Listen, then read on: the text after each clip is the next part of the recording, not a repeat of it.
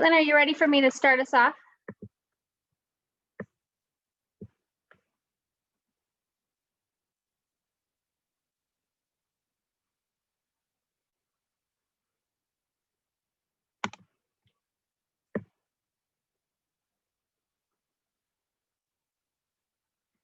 Yep, go ahead. Okay. Hi, everybody. Thanks for joining us for our third session of the Nebraska Department of Education Science of Reading Professional Learning and Community of Practice series. I am still Abby Burke, Reading Specialist with the Nebraska Department of Education. This series is intended to be a collaborative learning experience around the science of reading, research for educators, to give us a chance to reflect on our current practices and to discuss ways to take action to implement research-based instructional practices. Again, it's a 4-part series featuring a professional learning session and then a corresponding community of practice for those of you who are interested in diving deeper into the focus of comprehension. Each of the professional learning sessions is recorded and they can be accessed through the Nebraska Reads website. The community of practice that aligns with this session will be next Thursday at the same time. And if you've not registered for the community of practice, please feel free to send me an email and I will ensure that you receive the link to attend. We have been able to increase our capacity to allow for more people to attend the community of practice sessions. So those of you that are listening to this session are more than welcome to join us if you have not already registered. And this time I'm going to pass the mic over to Caitlin, our colleagues over at TNTP who have partnered with us in developing this professional learning series. So Caitlin, thanks for joining us. I'm glad to be here. Abby, can you see my screen? And you can see the big screen, right? Okay, perfect. Hello, everyone. It's great to be here today. Would love to just have you reflect a little bit in the box on in the chat box on the most complex text you've ever read and what made it complex. I'll give you a couple minutes, a minute or two to think about that for a second.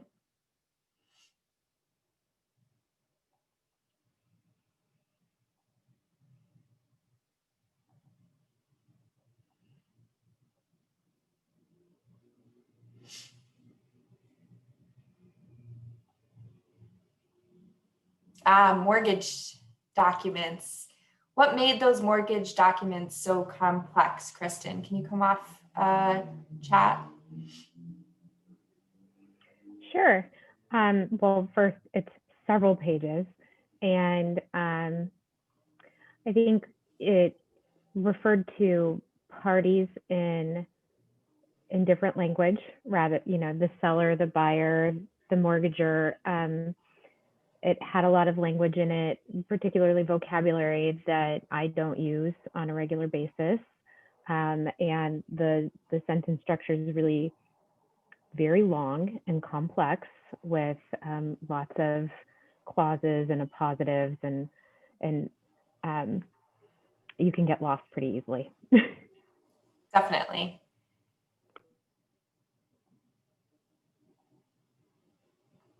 Great. Well, there's a lot of other stuff coming in on the chat, so definitely keep your eyes there for all the same reasons that Kristen said. A lot of vocabulary, sentence structure for sure is a big one, and then just the length sometimes can get us caught up in the complexity of things. Okay, so today we are going to be talking about, I can get my screen to move over. We are going to be talking about text complexity. This is session 3 in a 4-session series. So we're going to be talking about how we navigate text both as the adults, as the teachers of the text, and how we're going to get our kids to do the same.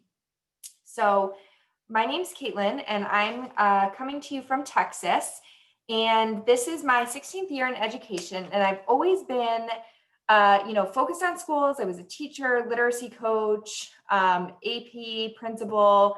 I managed a cohort of several schools. I've done professional development, but literacy instruction has always really been my passion. And I'm super excited about this session in particular, because for me, this is what really unlocked student outcomes for me.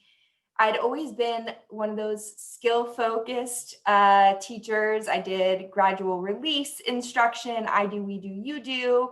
I taught the kids, I modeled my thinking, my metacognition for kids. And then I moved to New York City and learned that is not the best way to teach our kids reading instruction. And I learned to teach complex text, starting from a place of meaning. What is the meaning of the text that we want our kids to understand? And when I did that, it really changed my whole professional outlook. I had, feelings of guilt, like how could I have done this to all the kids who had come before me or come before this?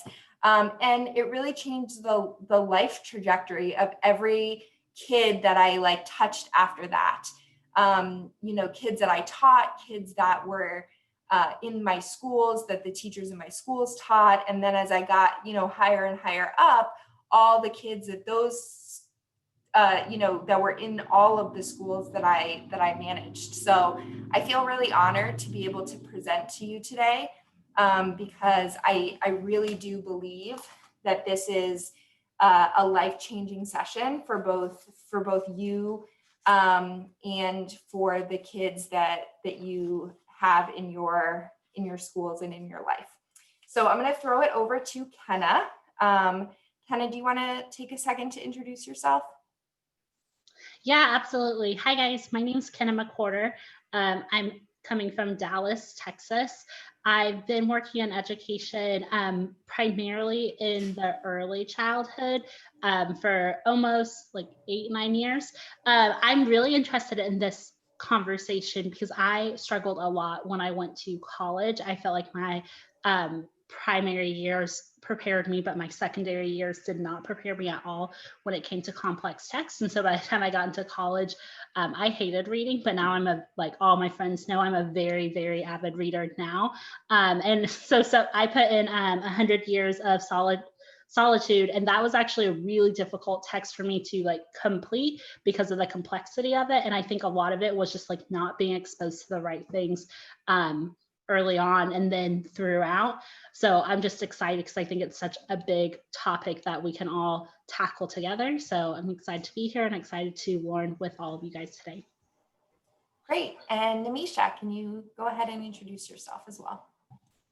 Hi, everyone. My name is Namisha Thakur. I'm also coming to you from Dallas.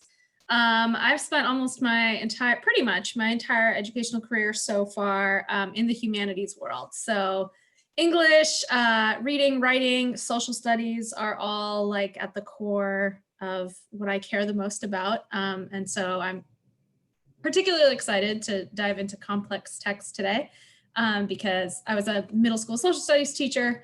That's a lot of what teaching social studies is navigating complex texts from the 1500s. So I'm really excited about this conversation, and also just always want to plug that the things that we're learning today are not just applicable for reading and writing courses. They're applicable across content areas and even into social studies and science. Great. Well, thank you. I'm excited to be joined by both Namisha and Kenna, as well as all of you guys. I feel like we've become quite the little community. And if you're joining us for the first time today, I think you'll feel the love as well in the little community that we have formed online here. So our goal, our main overarching goal today, and that it has been for the last, I think we're at 5 weeks now, is that participants will continue to explore what cognitive science tells us about how students learn to read. And today we really want you to walk away with the understanding of why complex texts matter in preparing students for college and career. So if you did your pre-work today, I'm hoping that you are coming with some good ideas out of that Dave Levin article that we read.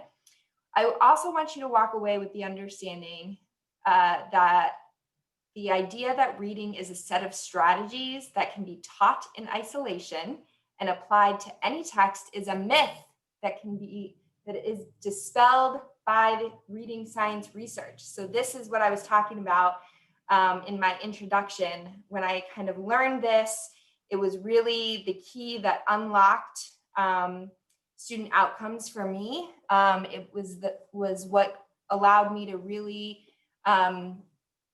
get my students to achieve at levels that I always said I knew that they could perform at, but could never actually get them to perform at those levels.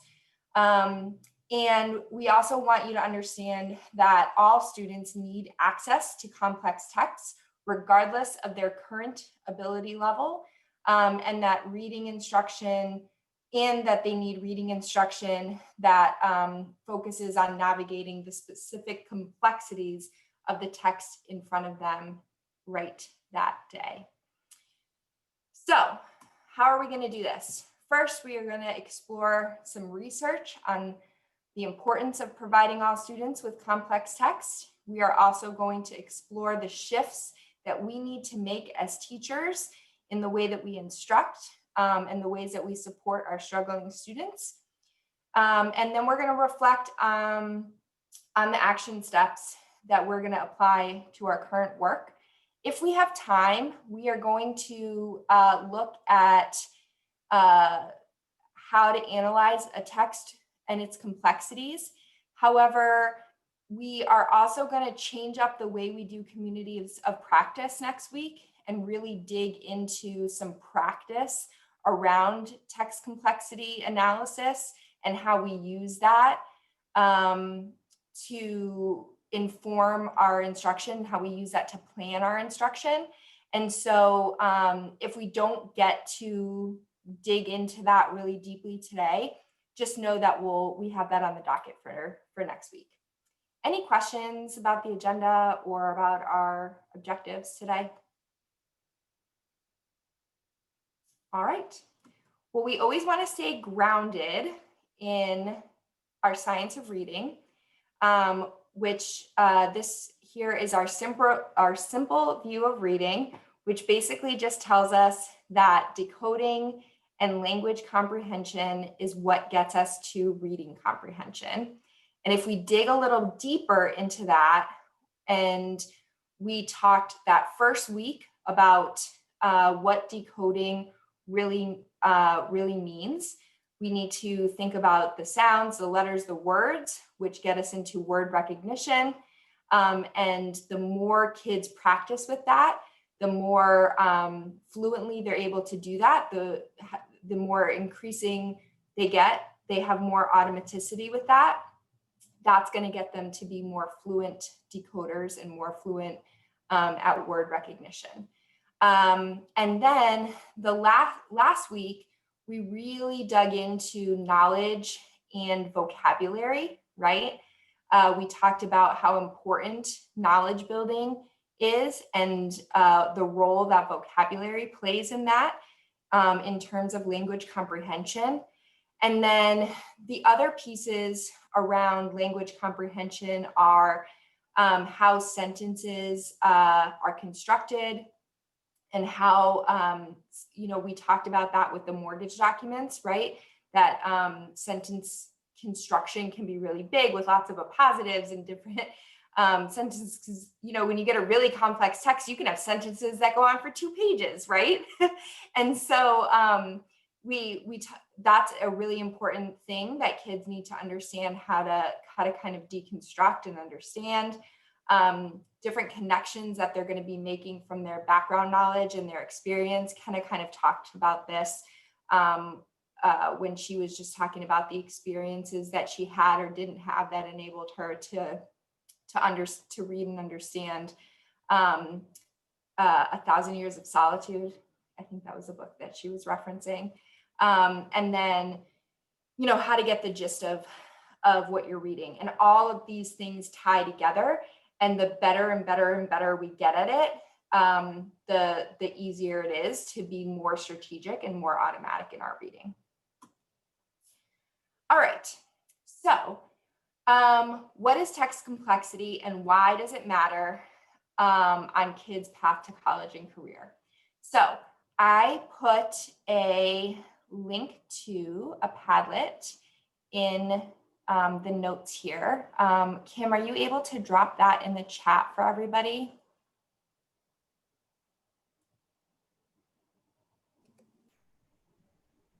Yep, 1 second. Thank you. And if not, I can probably switch screens.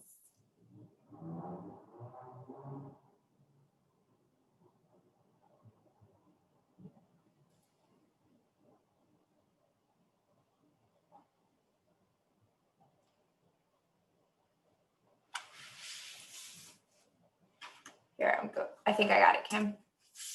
So if you click on that, we have a link to the Padlet. And what I just want you to think about is based on the reading that you did for pre-work, if you could just think about, based on that research, why does text complexity matter? What does Dave Levin kind of pull out for us, or Dave Liebman pull out for us and tell us about the research? He did this meta-analysis for us. What did he pull out for us? What research did he bring to us and tell us about text complexity and why it matters, even in some of our lower grades? I'm going to go ahead and set a timer for 3 minutes.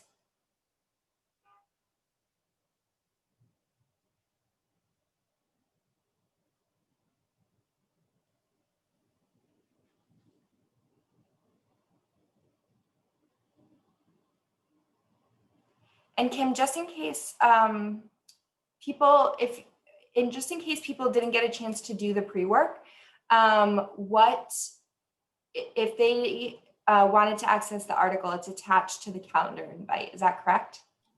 Yep, it should be on their calendar. It should just be an attached file. Awesome. Thank you.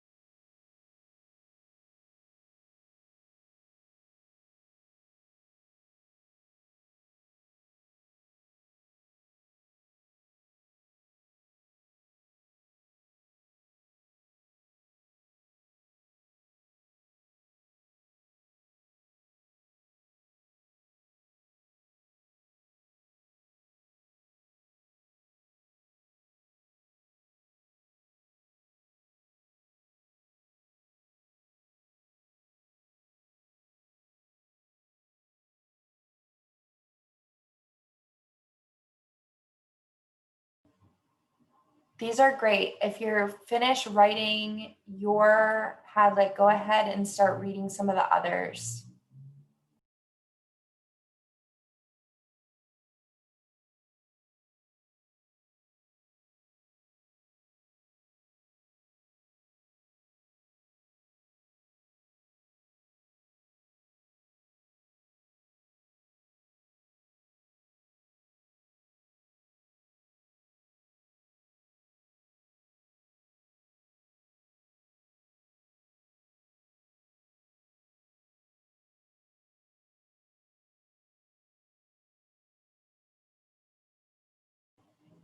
Take about 30 more seconds to either finish typing or finish reading.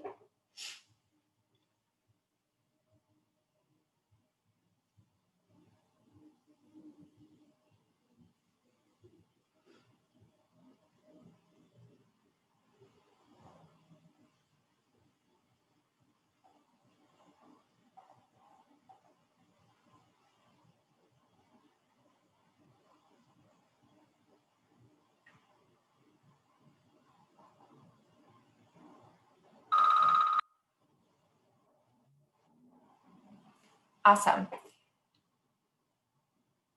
Great. So a lot of great comments here. I think a big takeaway that I see is that that even though the texts aren't getting more complex in high school, they are getting more complex in college. And someone wrote, where is it? That even if kids don't go to college, the texts that they're reading for their career, or if they go to the military, are super complex as well. And so regardless of what a kid is going to do after college, they're going to need to have some pretty complex text reading abilities. So thank you guys so much for that. So let's look at another graph. So here are all of the kind of similar to what Dave Liebman was saying. Metametrics did a text, and they're the people who developed the Lexile as one of the indicators for measuring text complexity. And they went in and just did a whole meta-analysis of a bunch of different types of text, and they placed most Lexiles for high school literature and high school textbooks here. And then they looked at the SAT, ACT, and AP tests, and those were way over here. So even the measures of text complexity for the tests that kids take in high school are already higher than what kids are reading daily in their day-to-day high school lives, right? And then if you look at college literature and college textbooks, right? You compare high school literature to college literature, we're not setting our kids up for success. Same with high school textbooks to college textbooks, not setting our kids up for success. And then if you look at this, what they're reading in the military, even just for personal use or entry-level occupations after college, right? This is what we're seeing kids needing to read once they leave high school, compared in orange to what they're reading in high school. What are your thoughts? Anyone want to come off mute? What are your reactions to this? Kara, I can see you and I can kind of see your facial expressions. Sorry, you're right on camera. What are you thinking right now? You know, honestly, it makes my heart hurt. And I'm honestly thinking about, I'm an ELA coordinator for our district, and I'm just thinking about some of the conversations that I've had in high school PLCs recently, and just actually I'm thinking how important it's going to be to share this information with with my teachers is just what I was thinking. It's making me kind of sad right now. Definitely.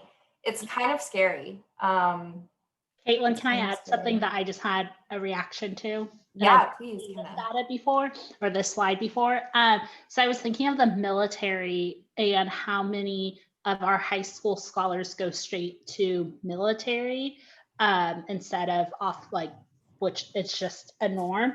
And I know in our district, that's now like part of our career strategies is more than just college, and part of that is military, and also you can go to college and then military, but I'm just thinking the people that go straight from high school to military, and just what a disservice if they're going straight from that high school text at that like 1,000 and then they're going to 12,000. That's a jump that we're not preparing them for. Nope.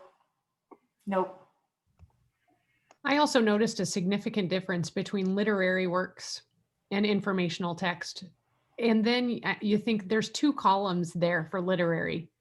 And there are all of these other ones, well, with the exception of SAT, ACT, but that's at least half and half. There's a lot of information reading that students are going to have to do, and not a ton of literary. So that just stood out to me. Yeah, Karen, and that's so true. And that's why many of our state standards and the Common Core standards have really pushed us to, they've really had a rallying cry for us to start splitting at least 50-50, right? Even starting in elementary school, for us to start doing a 50-50 split of informational texts and literature. Because look, well, I won't say all of us, but for me, I love reading fictional literature, right? But we have to, most of the reading that we do outside of our pleasure reading is nonfiction. And we have to support our kids in being able to do that work. And what we learned last week, right, from Nemisha is the importance of building knowledge. And there's only so much knowledge. I'm not going to say you can't learn anything from fiction text, but there's only so much you can learn from fiction text. You have to build that knowledge some other way. And doing it in informational, through informational reading is a big way that you're going to do that. So that's so right. Beginning in middle school, Christy says, and I would push that we need to begin that in elementary school. Okay, so the next thing I'm going to tell you is really going to blow your mind. So if you watched the Tim Shanahan video, I know it was 30 minutes, but he does a much better job explaining this than me. And he can do it in a way that's like really pithy and kind of snarky if you read his blog or his Twitter account, which I'm not going to do. I'm going to try and remain very professional as I as I explain this study to you. But I just found this study fascinating, and it's about the ACT. But when if you watch the video, Tim makes a very important point makes it very explicit to point out that if you did this same study with any of our state tests or the NAEP test or any of those tests that assessed our kids in elementary school or middle school, you'd find the same thing. So ACT did a test over several years. And what they found is, here's the ACT reading benchmark. So this is kind of the benchmark that shows that this line, a 21, if you get a 21, that generally says like, hey, you're a good reader, right? And then over here, you have the percentage correct, right? And so what they found was that the higher a student's reading, general reading ability, the more number of questions correct they got. That's this sort of, this line here to the side. So the higher your reading ability, that's the x-axis over here, the more number of questions you got correct. That's the y-axis over here. Now, they did this, they broke this down by literal and inferential questions. So right there questions you can just go in and what color was so-and-so's jacket? It was blue. Answer C, right? Versus inferential questions, which you all know take a little bit of thinking work and, you know, oh, she came in soaking wet and had to take off her coat and hang it dry. What was the weather out? You know, what was the weather outside? Oh, it was raining, right? You have to do a little thinking. Inferential questions. What do you notice? Put in the chat box. What do you notice about performance on those two types of questions as it relates to reading ability, general reading ability? What do you notice?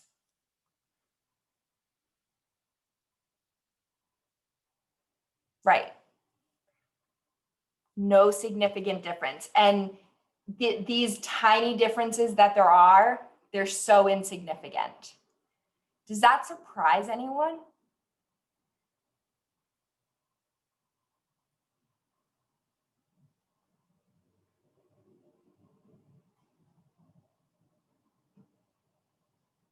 Kristen says, yes, big surprise. Anyone else surprised?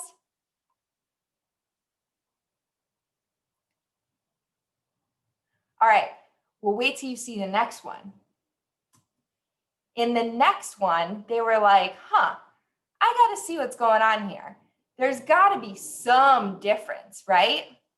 Let's go through and let's go even further. Let's go into all of the different skills that we try to teach kids. Main idea, supporting details, character relationships, the meaning of words, generalizations, drawing conclusions. What do those sound like to you guys?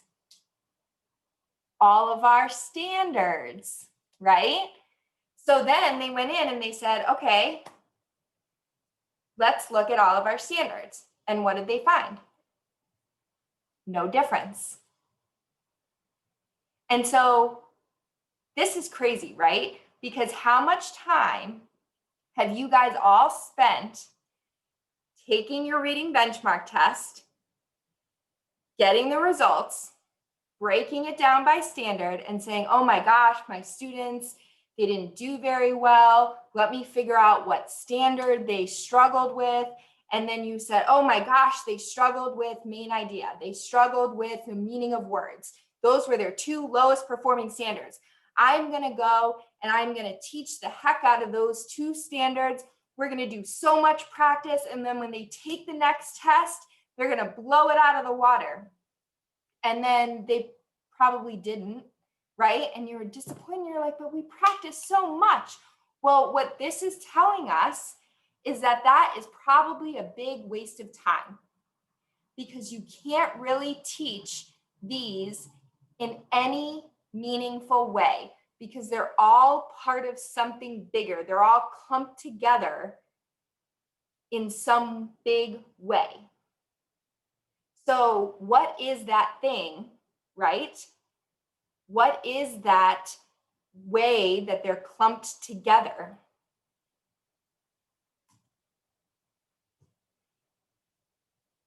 What's the way?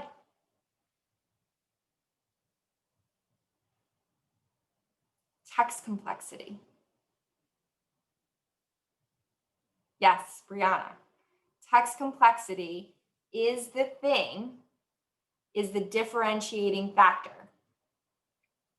When we look at this slide, what we notice is the text complexity line is the differentiator. Remember, this vertical line right here at the 21, right? This is the reading, the ACT reading benchmark. This is general reading ability. This is where we say, okay, at 21, kids on this side of the line, they struggle with reading. Kids over here, they generally are becoming better, more sophisticated readers over here. So again, over here, you don't see much difference in that line. And with text complexity, what do you notice about this line? It's basically at the point where kids would get by chance, right? It's almost at the 25% mark. So if kids were guessing on these complex texts, they'd basically have scored, they basically have gotten that score. But if their general reading ability is strong, this line not only goes up, but it goes up at a much steeper level. So the determining factor in kids' general reading ability is whether or not they can access complex texts. So what are you thinking right now? Take a few minutes, process, you can put it in the chat, you can come off mute. What are you thinking right now?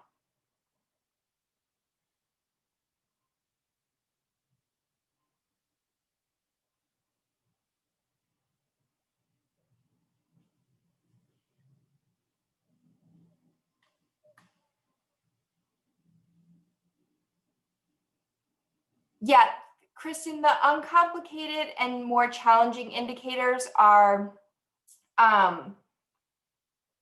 they're like easier texts.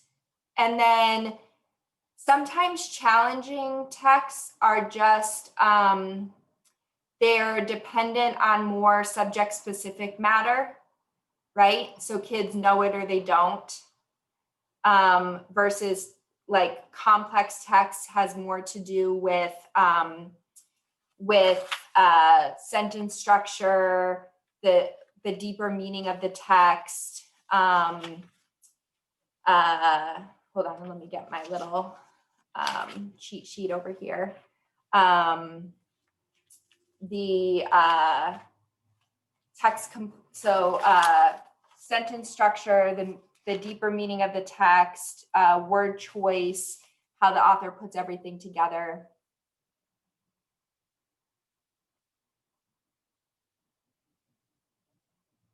Kathy, that's a great question. We're going to talk about this. We're going to talk about this towards the end of how we can approach complex text. And then on next Thursday, we're actually going to practice analyzing complex text and using the analysis to help us plan instruction. So I think, hey, Caitlin. Yeah, go ahead, Marissa. Oh, sorry. Can I just jump in real quick to Please. To Kathy's question? I am more than happy to, either share some resources with you about, I've done a lot of text complexity workshops across the state, and that goes for anybody who might like some additional support. But there are some very nice ways to kind of push teachers' thinking around the types of text that they're selecting for students, that doesn't feel threatening or anxiety provoking. So I'll drop my email in there. Don't hesitate to reach out.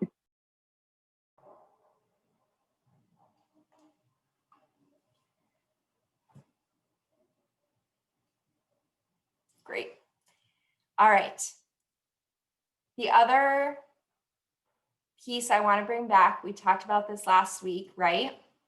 But the problem doesn't start in high school, guys. I know we studied the ACT, we looked at a lot of high school data, but the problem starts much earlier.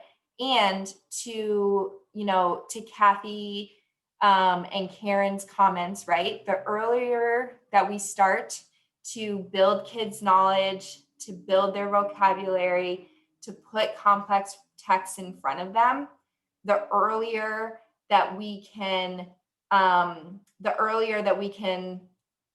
or the sooner we can get out in front of the Matthew effect, right?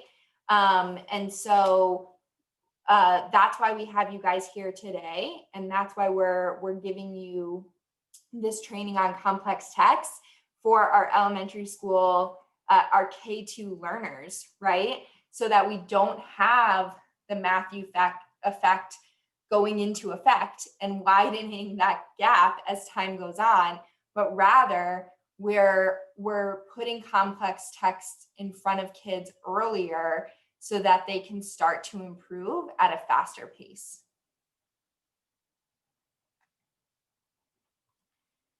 So what does this look like in kindergarten? What does this look like in first grade? Well, in the early grades, we can be using read alouds of high quality, complex text to help students grow their knowledge of the world, their vocabulary, and their oral language skills, while they're developing simultaneously the skills to access complex text independently. So while you're doing all those foundational skills lessons, right, all that, the stuff we learned in week 1 from Devin around systematic phonics instruction, phonemic awareness, while they're doing all of that stuff, and they're learning how to decode text, they're learning that word recognition, those word recognition skills. While they're doing that, you can be exposing them to really great read alouds. Kids don't need to be read aloud, chicka chicka boom boom all the time, right?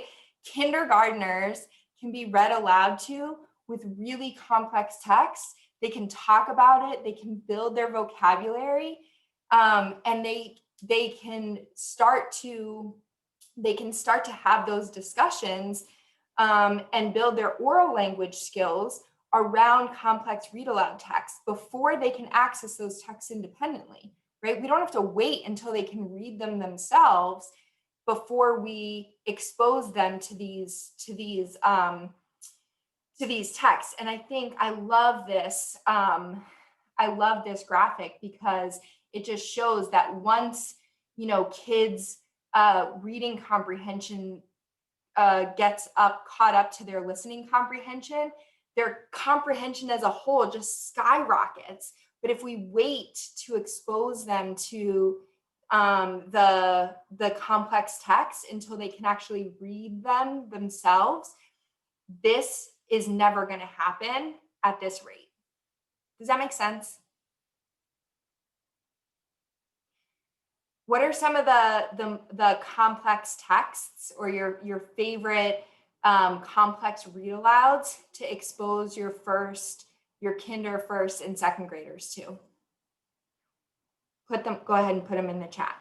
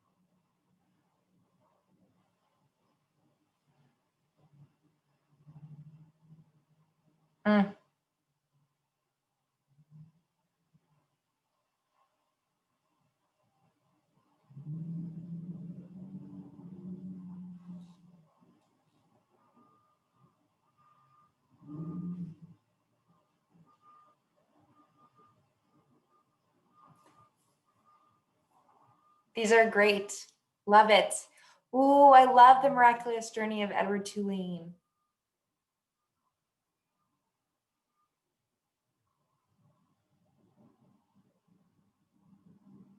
Maybe not kindergarten, but maybe first grade, second grade for sure. These are great.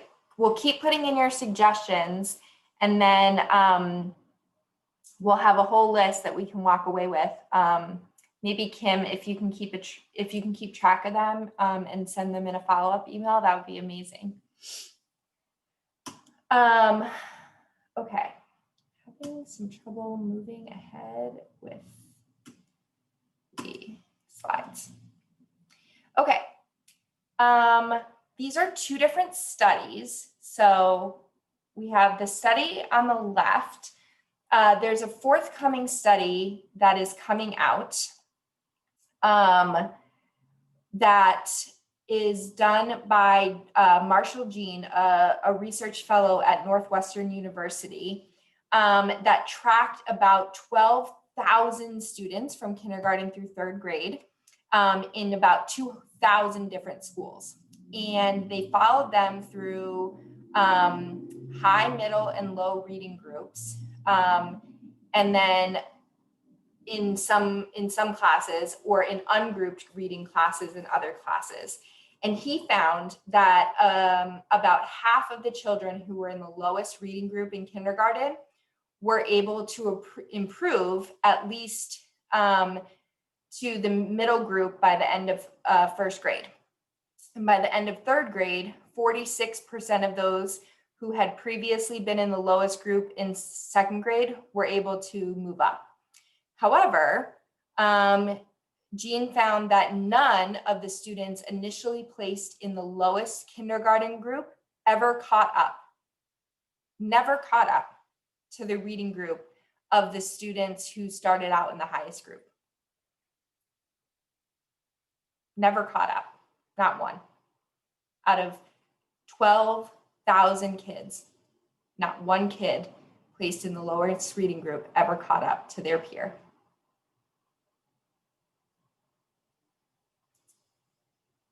So just think about that for a minute. pretty profound, right? And over here, we have a study from NAEP. And in this study, it showed that high and low poverty classes that used ability-based reading groups almost always scored lower on average than those that used them hardly ever. So we've talked a lot about leveled reading instruction over the last couple of weeks. And we've talked about, using high quality instructional materials, and we've danced around it a little bit, but what does this slide make you feel? What does this slide tell you?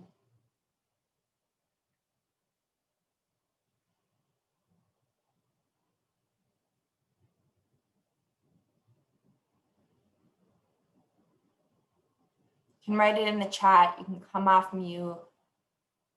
There's a lot of people we haven't heard from yet today.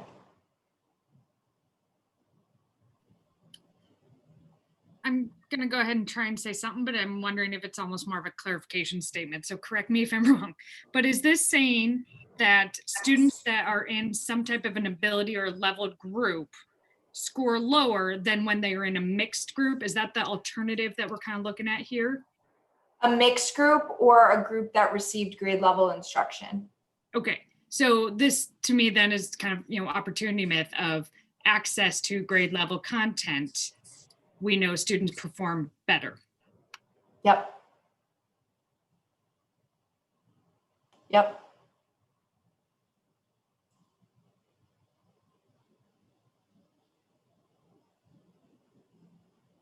So if you read the opportunity myth, this is a repeat of the same information that you've already seen or read.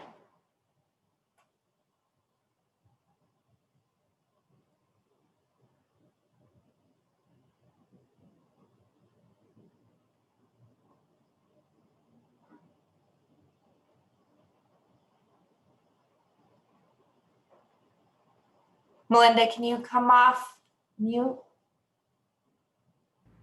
Sure. Can you talk about your comment? I think it's a really powerful statement.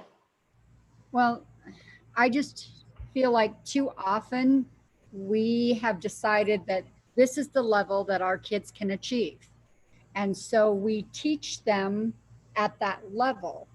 While if we really want them to improve and grow, we have to challenge and push them.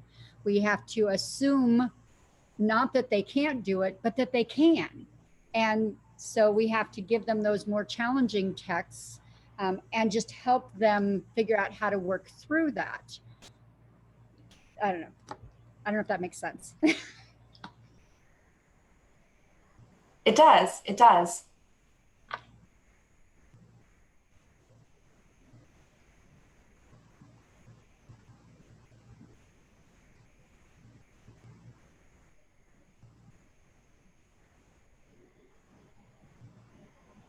Okay, I am going to move us on to a reflection slide and put another Padlet into the chat. Because that is the end of our research. And we're going to move into next the shifts that we need to make in our instruction. As Karen put it, this is different than what we've been taught for years about reading instruction. And so we're going to shift into the shifts that we need to make into instruction in a minute.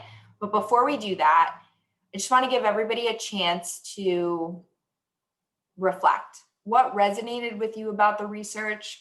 What surprised you? And what wonderings do you still have? And the link to the Padlet is in the chat.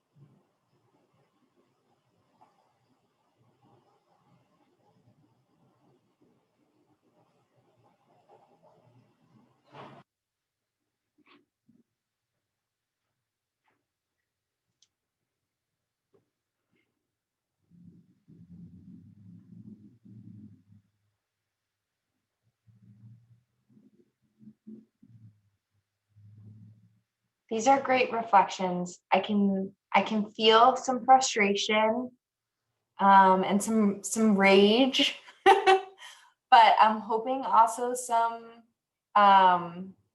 hope as well. I think, you know, love that LLI question mark, question mark, question mark. I think that, you know, we're a funny bunch, teachers, right? We get set in our ways. We love the way we teach. We love the books we teach. And to Karen's point, like, we've been teaching a certain way for years and years, and we've been taught and told to teach a certain way for years. And if there's one data point you look at, it could be the NAEP scores that for years and years have not moved. And if anything, they've gone down a little bit. And they're not good to start with. And so that we need to make changes. And you guys are all here for a reason. And so, you know, let's work together, and, you know, we can start our own little revolution, right? And even if it's just in our own classroom, our own building, our own district, or the whole state of Nebraska, you know, we can do that. So let's shift into some of the instructional changes we need to make. And, you know, keep reflecting on your own practice, and keep thinking about, you know, what is in your zone of power, that you can have an effect on as we kind of go through this piece. Oops. Okay. So, how do we engage kids in complex texts? Well, we used to do it by having all of our little reading groups, right? Or maybe we still do sometimes, with our below level, our on level, and our above level groups. And when we do that, there's some danger in that. And it's kind of goes back to the Matthew effect, right? Where just look at the difference in vocabulary. If you take your regular, you know, Scott Forsman, sorry to call out Scott Forsman, but Houghton Mifflin, whatever you want to take, your regular reader, right? And the same book of the week, and you have your below level, your on level, and your above level. Look at the difference in the vocabulary for each of those the kids in each of those levels. Now imagine, right, that even if they're just listening and reading, indirectly learning this vocabulary, can you see, this is the Matthew effect in effect, right? They're learning these kinds of words 5 days a week, 4 weeks a month, 10 months a year.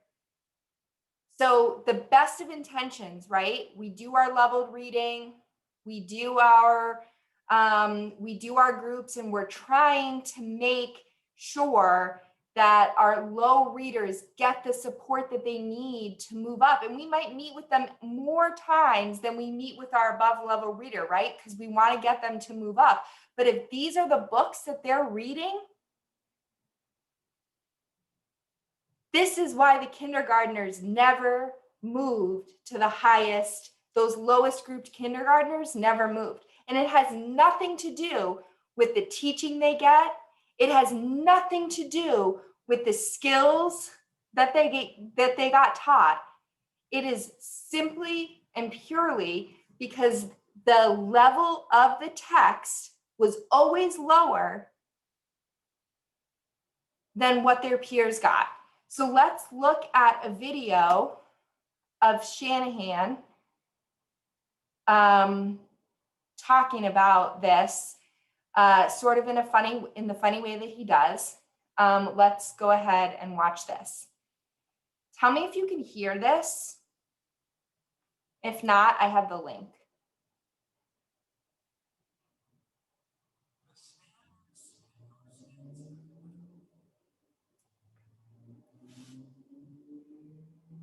Kim, can you put the link in the chat and then go ahead and watch it on your own, and then we'll come back and talk about it.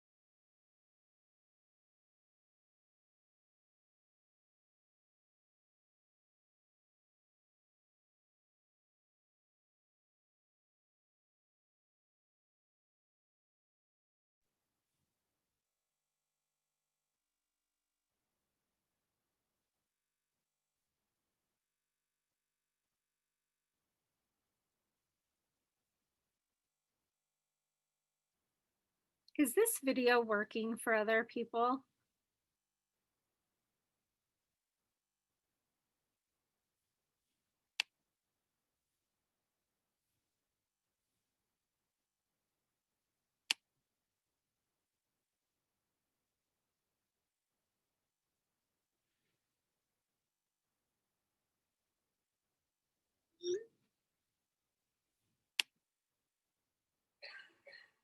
The standards that your states have adopted most likely are different than any standards that they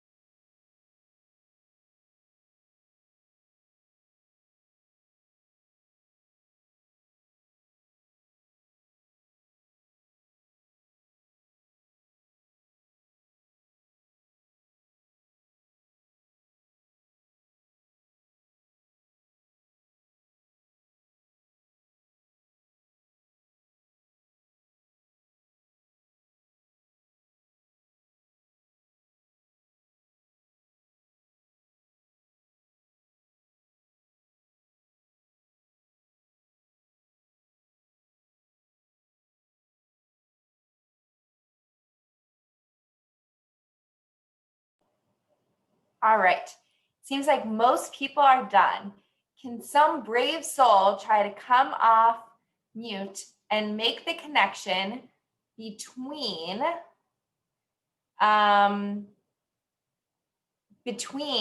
this slide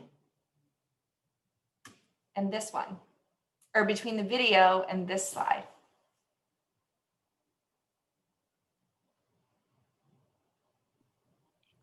It's the weight matters. You know, just being able to do the arm curls isn't enough. I can find the main idea, but finding the main idea of a book in second grade is very different than finding the main idea of a book that's at the 5th grade level. And so when all we ever say is they need to be able to find the main idea, it's not specific enough to what that would look like on grade level text. Exactly. Yep. And so in Nebraska, your standard language arts X grade level 1.4a is around text complexity. And that is, I would argue, the most important standard. And Abby and Marissa can correct me if I'm wrong, but I would argue one of the most important standards in your language arts standards. And so we have to really pay attention to the level of text as we are teaching our students. So one of the keys is teacher mediation. So back way long ago, we were teaching our kids in guided reading groups, which none of us do anymore, right? With level text being the differentiator, right? We used to say, okay, our students' level of comprehension is, a level C, and the rest of the class is at a level J. So I'm going to differentiate for this student by lowering the level of text. Well, guess what? We never thought, or maybe we did and we just didn't know how to do it, but instead of differentiating and lowering the level of the text complexity, we need to differentiate by adding in teacher support. So somebody said this in the chat earlier I think it was the Padlet, like guided reading, we have to reconceive guided reading, right? And talk about the teacher support aspect of it. It's not independent reading, it's guided reading for a reason. We need to guide students. So we can still do a small group instruction with a complex text and the teacher guiding students through that text. So how do we do that? Well, the standards challenge us to focus on meaning making. And so if we focus on meaning making instead of the standards and the skills, right? First, I'm not saying don't focus on the standards, but if we focus on the text first and why the text is so complex, what makes it so complex, then that is what we start to teach the kids. And then those standards come in and we layer those standards on after. Then we layer in the key details, the key ideas, the main ideas and details. Then we start to talk about the craft and structure. Then finally, we start to integrate those knowledge and ideas, right? But we have to first start with what does the text mean and what makes it complex. And when we think deeply about that as adults, then we can step in and we can start to teach those things to kids. We can start to ask them questions about that. That's where our questioning can start. And then that is how we can approach complex text with kids. So we started we looked at this slide last time, but I think it's a really important slide, right? We used to start by picking a standard, right? and then picking the text to meet that standard. Now, what we're pushing you to do is start with the complex text and then use the standards in service of uncovering the meaning. I want to take us back, kind of knowing everything that we know, to this lesson that focuses on a nonfiction complex text. Take a second to read through this text, to this glimpse into a classroom, and think about what are some of the moves that the teacher does to help think about the text complexity and help make it more accessible to kids.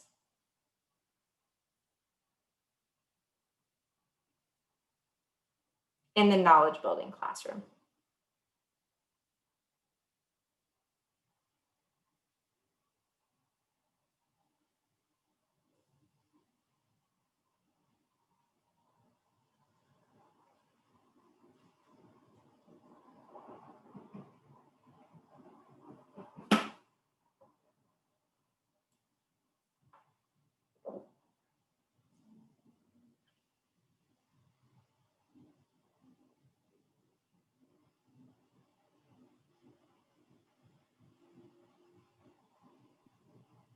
Will you repeat your question?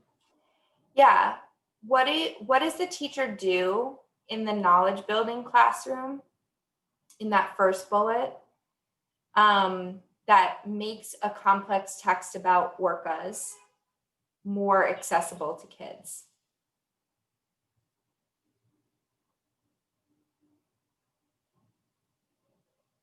Do you want us to put it in the chat, or? You can put it in the, sorry.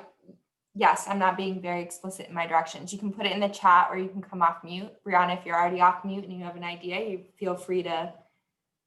Yeah, I guess I have an idea. I feel like in the knowledge building classroom, she seems to be addressing the book as a whole.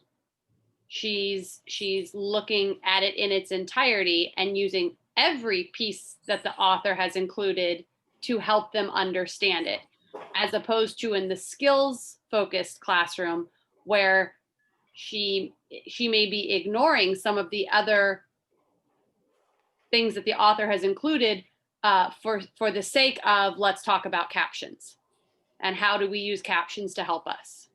So you're essentially tying one hand behind their back if you don't let them use all of the things in the complex text. What are the things that she's ignoring in the skills focused classroom? So it doesn't look like she talked about structure. She, in the knowledge-based class, she does explicitly talk about the picture and then talks about how the caption helps the picture. But in the other one, it just looks like she goes, oh, I see. Oh, no, it does say she helps them understand the pictures. She asks questions about what they've already learned. So she's accessing their prior knowledge, as opposed to they're not doing that in the skills-focused classroom. So I'm going to pause you for a second and let's go back to here. What do we need to start with at the bottom of the ladder?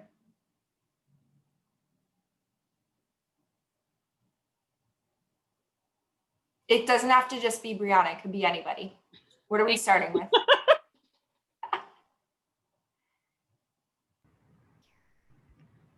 We're starting with the text itself, whatever it is that they're learning about. I mean, we're looking at the text itself, the story, the building that knowledge, obviously with knowledge building, helping them to understand what they're learning, not what devices are there to help them learn it. Yeah. And so here, right, in this classroom, she's helping them understand the pictures and she's making connections to the captions. Here, she's asking them questions about what they learned about orcas, right? She's talking about what the text is about. She's asking them text-based questions about what they're learning in the book about a book about orcas, right? So she's starting with questions, text-based questions about the text. Then when she does get to a caption, what does she do? She just talks about how it helps to give them clarification of the text. Yeah, right? She knows that this might be a difficult part of the text. It's part of what makes the text complex. So she explains to them how it helps the reader, the student, understand more about whales. So it's these two pieces, right? Sorry, I forget you can't see what I'm pointing to. So she takes the text-based evidence and what makes the text complex, and that's what she teaches, right? So that when students go to read other nonfiction books about whales, right, same topic, they're able to do that and capture more facts about these same animals, and they're able to access probably the same types of things that make those texts complex as well. Does that make sense? Mm-hmm. Kenna, do you want to come off mute and add anything to what I just said? No, you said it well. I was just like picturing the like hook of the lesson of one being like, all right, guys, so here's this picture and we're talking about captions that has nothing to do with orcas, or like a great, teacher has the book in front of them and they're like, all right, guys, today we're going to explore orcas. And so anyway, I'm just like imagining the power of the two, of utilizing the text to help you learn more about orcas and using captions to help you get to that big idea, versus like, here we're just going to talk about captions. And I'm also like, I taught predictions my first year completely wrong, and I had like pictures, and I like would take off sticky notes and have them guess what that animal was of the sticky note. So I'm I definitely used to be that skill focused literacy classroom teacher, but I'm just picturing like the power between being that knowledge building literacy classroom teacher and like having your kids just be so much more engaged with that. I love that. Thank you. I feel like on that note too, I was just going to say, I mean, when you're thinking about efficiency of planning instruction as well, I mean, these are two separate things, right? I feel like the skills focused, you're doing a whole separate lesson that's not related to that particular text, whereas you could kind of be, like you said, building those skills, that skill instruction into that text. I'm just thinking as far as time and the work that you're doing planning as a teacher too, it seems to be more efficient the other way as well. I feel like we have things backwards. I keep hearing, oh, you need to, in like science and social studies, make sure that you're, teaching those skills. Whereas we need to be teaching science and social studies and, and then pointing out all those skills as we go. And I just feel like we're backwards. Yeah, we talk about like embedding nonfiction, reading into science and social studies, and really we should be embedding reading. We should just be teaching science and social studies all day long. Just kidding. I'm not advocating for that, but okay, we are, as I suspected, running out of time because we were having such great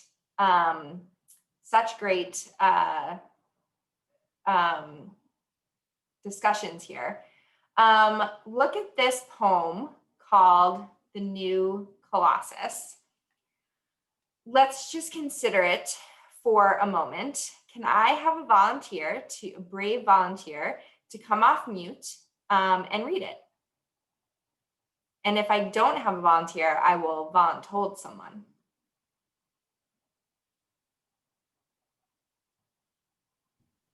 I'll read it. Thank you.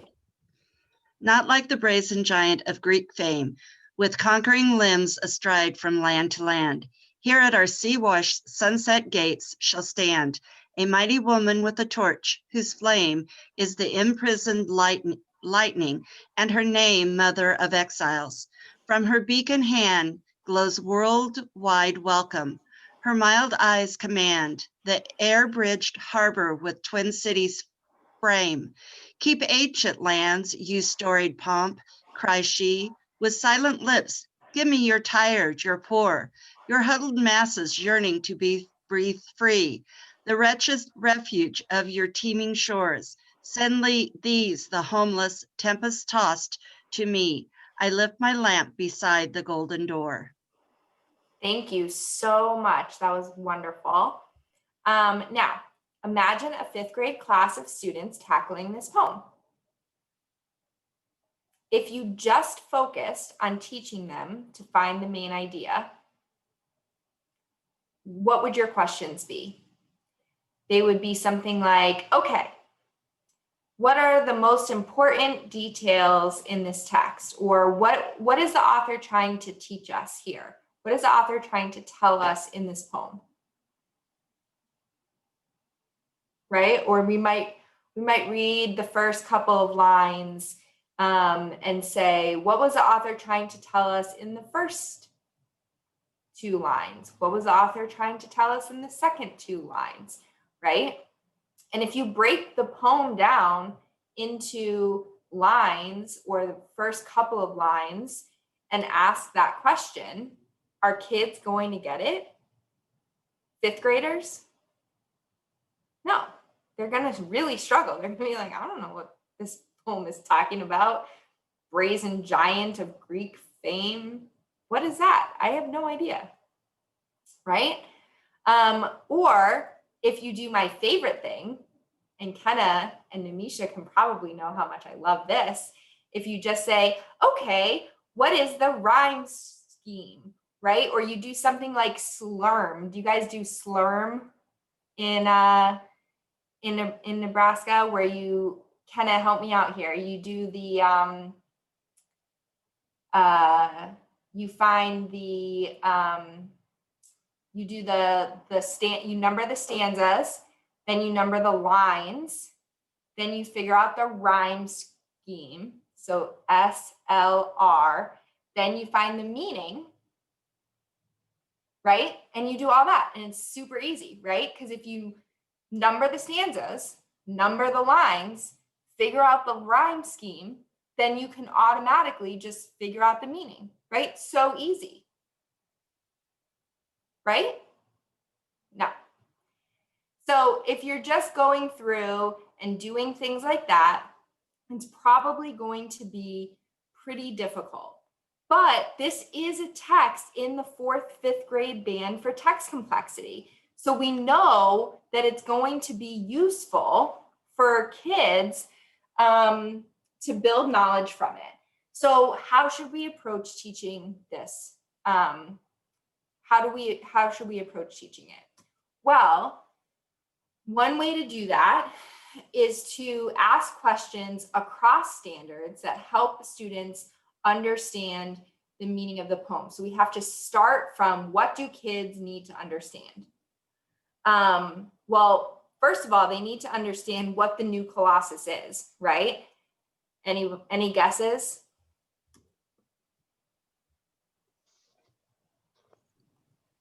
Might get it. About the Statue of Liberty. It's about the Statue of Liberty, right? So they need to understand that it's about the Statue of Liberty.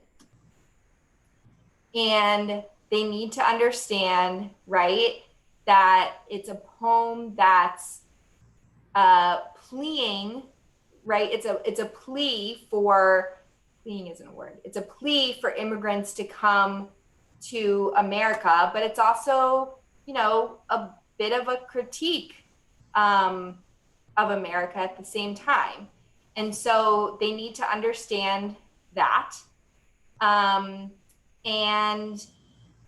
there's some ways that we can get them to do this. And so when we do this, when we think about the meaning that is critical for students to understand, then we can start thinking about, okay, now we can start thinking about what questions we might need to ask. I'm not sure I would ask them in exactly this order. Might start here and maybe do this one last.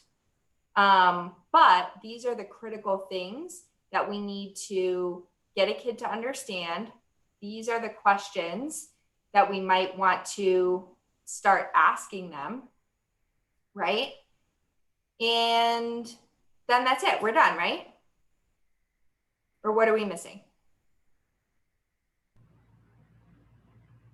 We can still teach reading with standards, but it's going to be the last thing that we layer on, okay? So we got to start with the meaning, think about the text-based evidence that we're going to, the text-based questions that we're going to ask kids, and then the last thing we're going to do is say, okay, based on this, what standards am I getting at? And let's make sure that my questioning rises to the level of the 5th grade standard. How does it feel to think about standards last when you're lesson planning?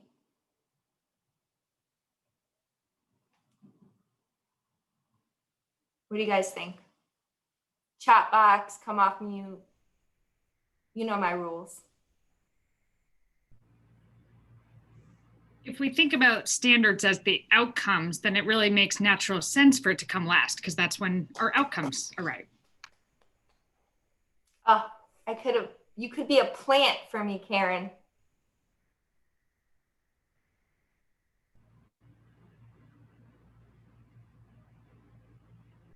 It's liberating. Oh, I love that. Feels good, right? Mm-hmm. I'm going to play devil's advocate a little bit. Oh, here we go.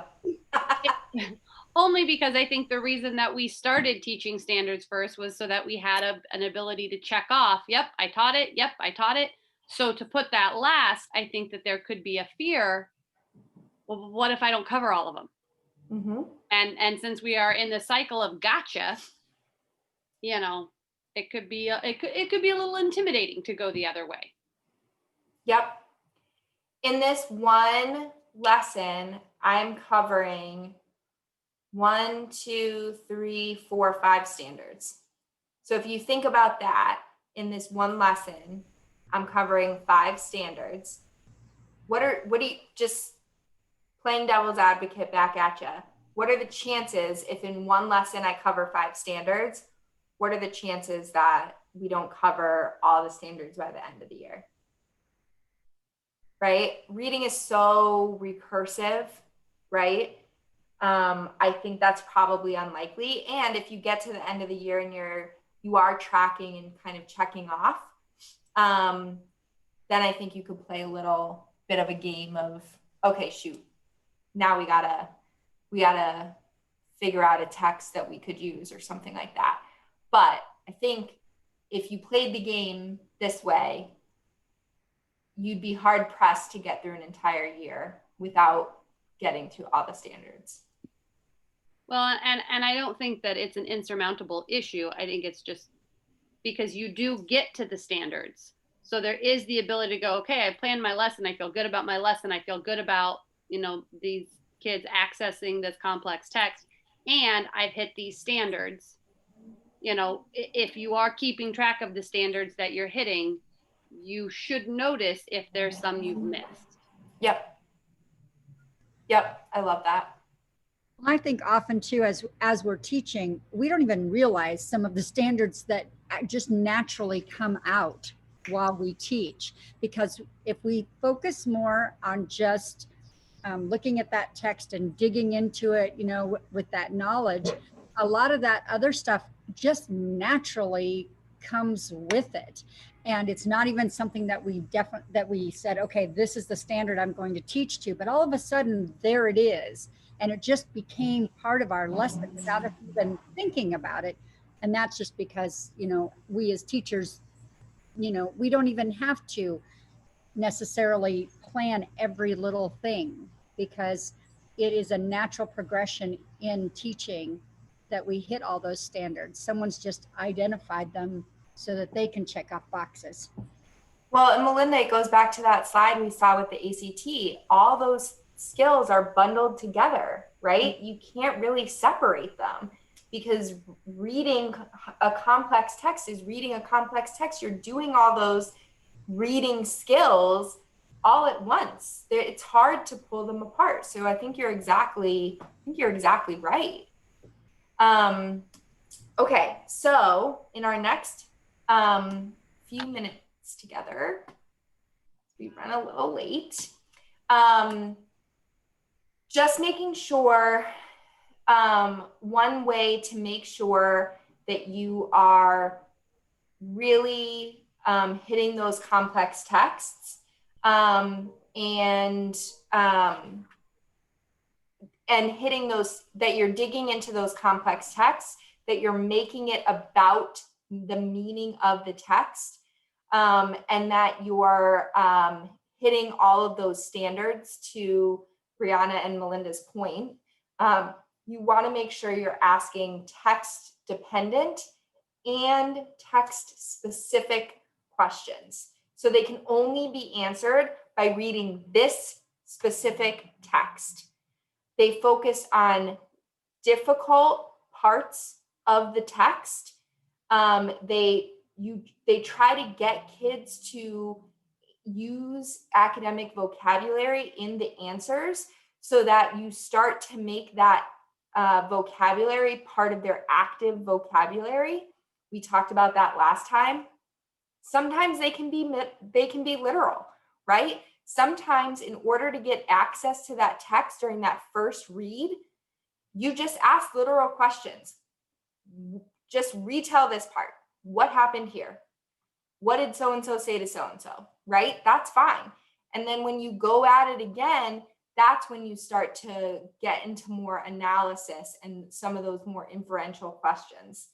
And let kids speak, talk to each other, and pull and answer those questions with each other, and then go to writing.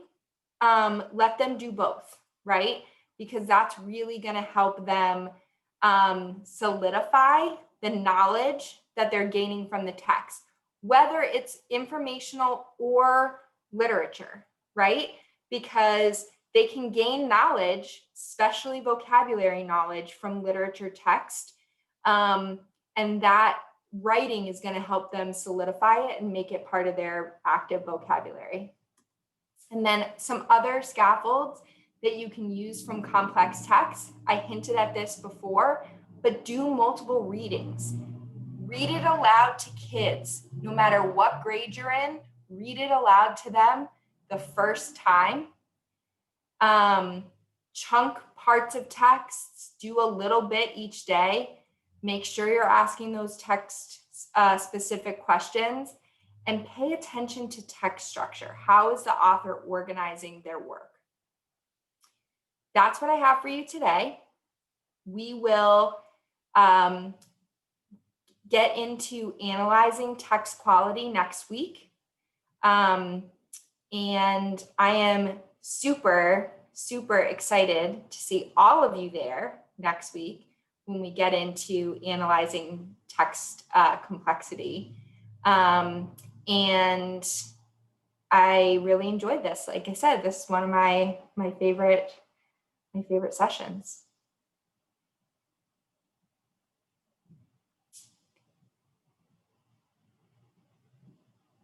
Thank you, Kara. Thanks.